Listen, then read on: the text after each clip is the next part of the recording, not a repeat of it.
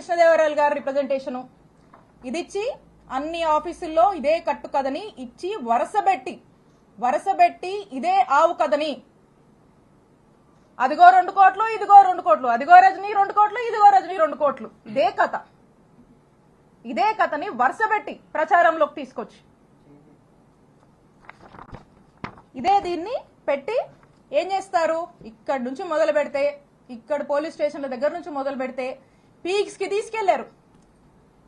మొదలు పెడితే డీజీపీ గారికి కంప్లైంట్ ఇస్తారు, హోమ్ మినిస్టర్ కి ఇస్తారు, విజిలెన్స్ అంటారు, సిఐడి అంటారు, ఏసీబీ అంటారు, ఈ అన్నిటికీ కంప్లైంట్లు ఇస్తారు. ఇచ్చినప్పుడల్లా వార్త రాయిస్తారు. 10 నెలల నుంచి ఇదే కథ. ఆఖరికి దీన్ని ఏ లెవెల్ కి, దీంట్లో మళ్ళీ ఎలివేషన్ కూడా, ఈ కథనే ఓ కట్టు కదా, ఈ కథలో మళ్ళీ ఎలివేషన్స్ కూడా 17A కోసం గవర్నర్ కి ఏదో పర్మిషన్ పెట్టానని వాళ్లే మళ్ళీ పేపర్లో రాయిస్తారు.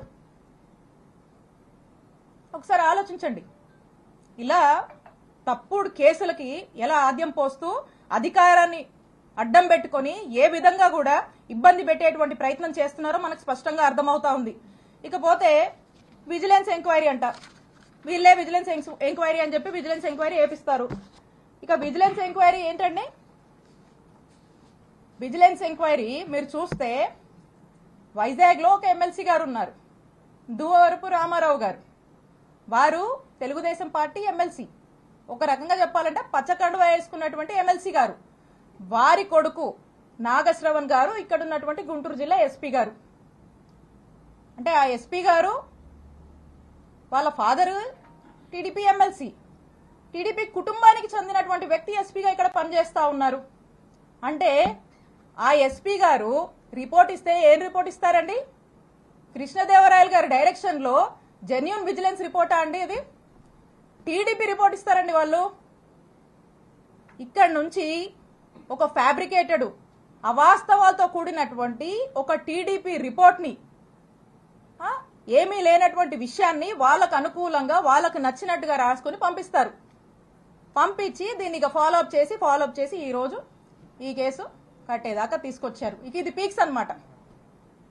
అందుకే ఈ కేసు నేను రెడ్ బుక్ రాజ్యాంగానికి, రెడ్ బుక్ పాలనకు ఒక పరాకాష్ట అని చెప్పి చెప్తా ఉన్నాను. ఈ విధంగా చేస్తా ఉన్నారు.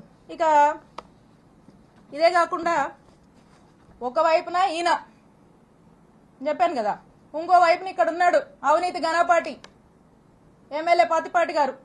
ఇక ఆయన ఎక్కడా లేదు, విద్యుత్ పవర్ చేస్తే రాష్ట్రంలో ఎక్కడా లేదు, ఒక్క చిలుకూరుపేటకే సమస్య వచ్చిందంట.